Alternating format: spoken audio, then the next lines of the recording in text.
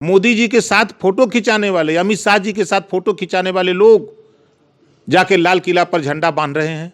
सरकारी आंकड़ा, हम नहीं कर रहे हैं, कि कोरोना जैसी महामारी में बिना दवाई के 98% लोग ठीक हो जा रहे हैं। अपन नहीं, 5 फरवरी को किसान बिल, कृषि बिल वापस कराने को लेकर के जन चौपाल के माध्यम से हम जनता को भी जागरूक करेंगे कि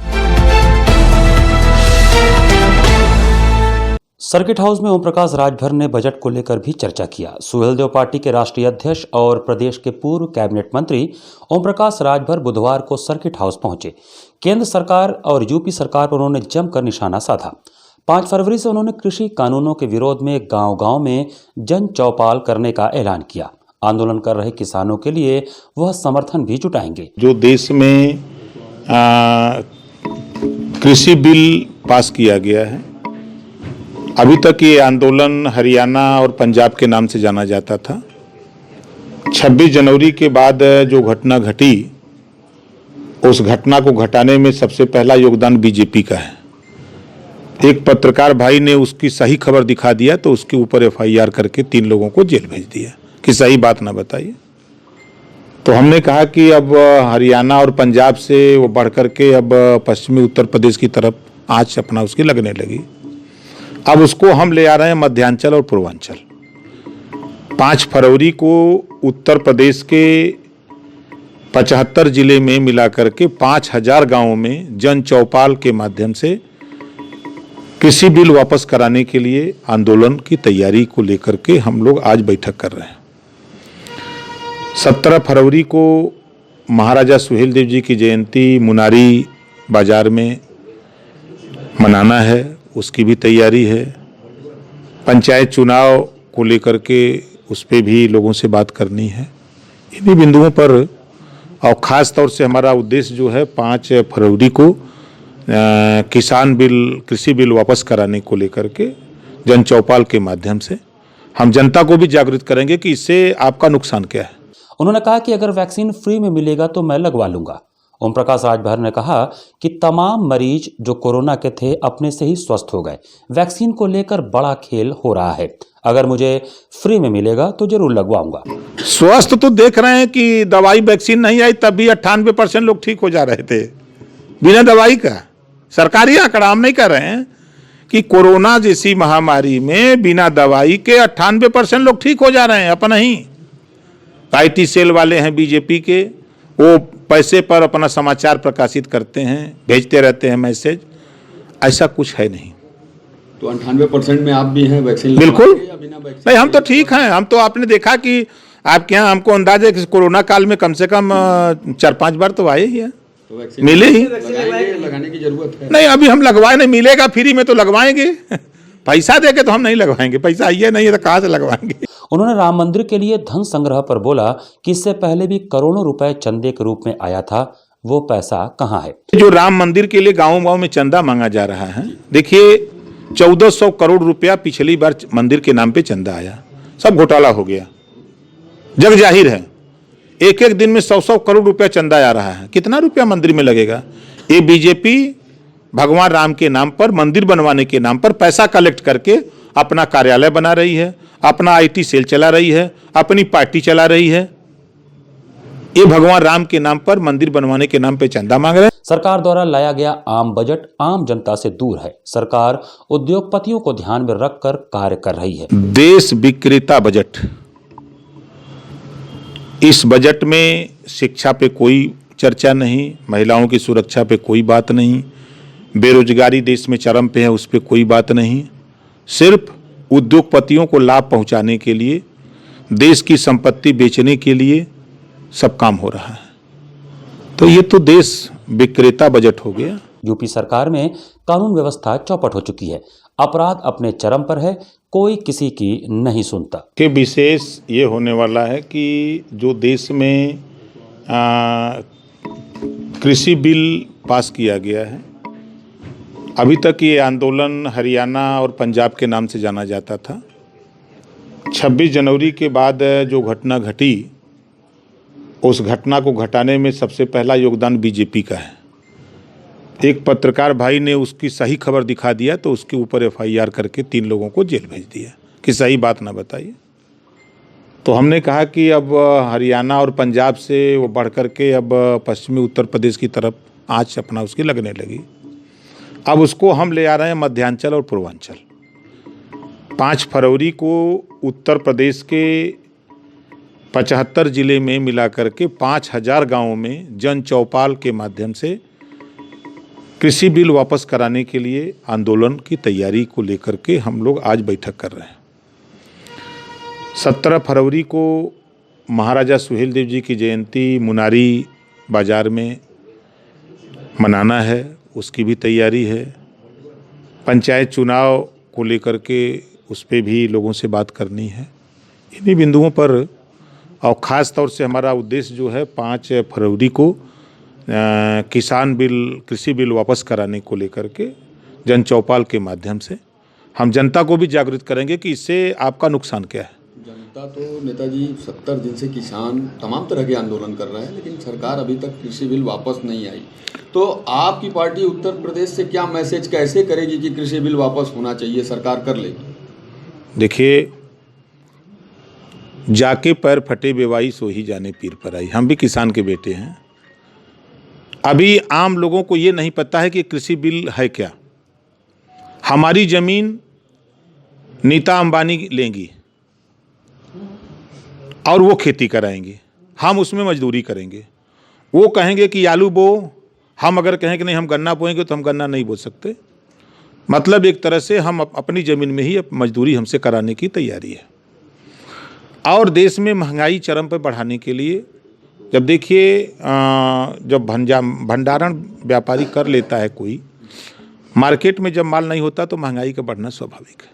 तो इन्होंने भंडारण को जो छूट दिया है ये गलत डिसीजन इनका है।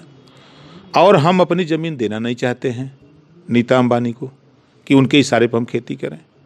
तो ये बात आम लोगों को अभी पता नहीं है।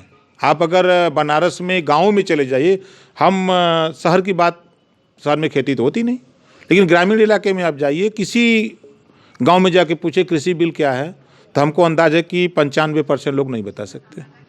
तो उनको बताएंगे, जागृत करेंगे, उनको प्रेरित करेंगे कि ये इसको वापस कराने के लिए जब तक आंदोलन आप नहीं करोगे तब तक ये बिल वापस नहीं होगा। आज आपको नहीं समझ में आ रहा है, कल आपको समझ में आ जाएगा। जब आपके ऊपर कॉन्ट्रैक्ट खेती का जब रूल लागू हो जाएगा तब आपको समझ में आ जाएगा। चल रहा है वापस नहीं, सरकार मजदूर है, हम मानते हैं, लेकिन वो किसके मजदूर हैं? अडानी और अंबानी के।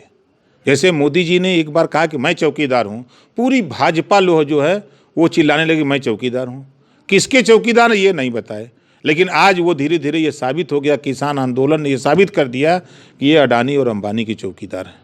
उत्तर प्रदेश में तो आप आंदोलन कर ही नहीं पाते। एक आंदोलन के एक दिन पहले ही आपके नेताओं को पुलिस हिरासत में ले लेती है, नज़रबंद कर लेती है, कैसे करेंगे? नहीं हुआ आंदोलन। हमारा नेता शशि प्रताप सिंह के यहाँ तो ये रिकॉर्डेड नेता हैं। हमारे विधायक जी कैलाश नाथ सोनकर जी रिकॉर्डेड हैं और कुछ नेता रिकॉर्डेड हैं। उनके यहाँ तो पुलिस लगा दिए, लेकिन उसके बाद भी हमारे लोग पहुँचे। ये किसान आंदोलन किस तरीके का होगा, जैसा 26 जनवरी को उस टाइप से होगा? नहीं नहीं, हमारा मकसद नहीं। हमारा किसानों को जागृत करके इस आंदोलन में अपनी लड़ाई खुद लड़ने के लिए, किसी के भरोसे नहीं, खुद अपनी बात हम मनवाने के लिए सरकार से हम संगठित होकर के इस लड़ाई को लड़ेंगे। 26 जनवरी जो हुआ वहाँ दिल्ली में, क्या मानते हैं उसको? ये 26 जनवरी को बीजेपी की प्री प्लानिंग योजना थी। किसान शांतिप्रिय ढंग से आंदोलन कर रहा था। किसान नेता टिकैत जी ने कहा कि हमको रूट तय कर दिया पुलिस वालों ने, वो लोग अपने रूट पे अपना ट्रैक्टर मार्च निकाल रहे हैं। लेकिन आपने देखा कि बीजेपी के सांसद के साथ रहने वाले, मोदी जी के साथ फोटो खिंचाने वाले, अमित शाह जी के साथ फोटो खिंचाने वाले लोग जाके लाल किला पर झंडा बांध रहे हैं। सिद्धू जगजाहिर है। तो इसका मतलब कि ये प्री प्लानिंग है बीजेपी की किसान आंदोलन को बदनाम करने की, किसान आंदोलन को ख़त्म करने के लिए इनकी सोची समझी रणनीति। अब आप देश की आज़ादी के 74 साल में पहली बार आप देख रहे हैं कि सड़क पर कील, सड़क पे वो बैरियर बनाए जा रहे हैं, तार कटीले लगाए जा रहे हैं, और सड़क खुद अपनी सरकार अपनी सड़क बनवा तो नहीं पा रही है, लेकिन सड़क खोद रही है। ये है इनके कर्तव्य। तो ये स्वाभाविक है कि नीता अंबानी के सामने ये लोग बोल नहीं पा रहे हैं, सरकार बोल नहीं पा रही है, और इस नाते ये चिहुक रहे हैं। अब किसान ऐसा चिहुका देगा कि इनको सत्ता से बेदखल कर देगा। आप देखते जाइएगा, अब इनका वो शुरू हो गया है अब इनको किसान इनको जहर पिलाना शुरू कर दिया है। अब इनके नेता गांव तक नहीं जा पा रहे हैं। है इस बार का सरकार का देश विक्रेता बजट। इस बजट में शिक्षा पे कोई चर्चा नहीं, महिलाओं की सुरक्षा पे कोई बात नहीं, बेरोजगारी देश में चरम पे है उस पे कोई बात नहीं। सिर्फ उद्योगपतियों को लाभ पहुंचाने के लिए, देश की संपत्ति बेचने के लिए सब काम हो रहा है। तो ये तो देश विक्रेता बजट हो गया।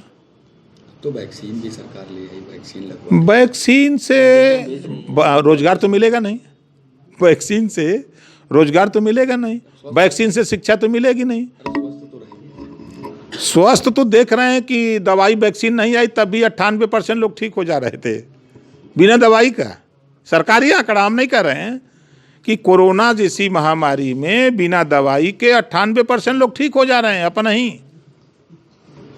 तमाम देश भारत से वैक्सीन मांग रही है इस समय, ये स्थिति होगी। ये खाली कुछ चैनल ऐसे हैं जो यही सब काम में करते हैं, फर्जी न्यूज़ दिखाते हैं।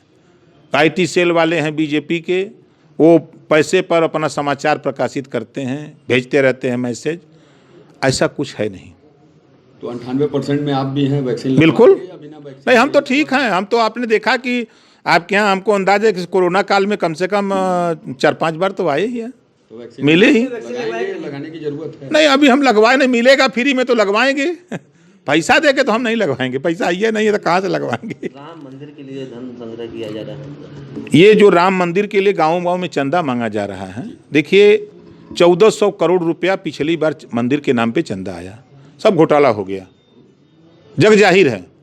एक एक दिन में 100-100 करोड़ रुपया चंदा आ रहा है, कितना रुपया मंदिर में लगेगा।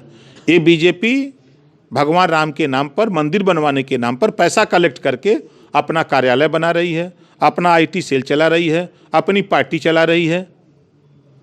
ये भगवान राम के नाम पर, मंदिर बनवाने के नाम पे चंदा मांग रहे हैं। और तो और मज़े की बात, मैंने तो कई जगहों पर देखा, चंदा न मांग करके अक्सर लोग हम देखे हैं कि गाँव में जब कोई जयंती या कोई कार्यक्रम करते हैं तो उसमें चंदा जब उतारते हैं लड़के, तो शाम को जो है फिर पीते हैं।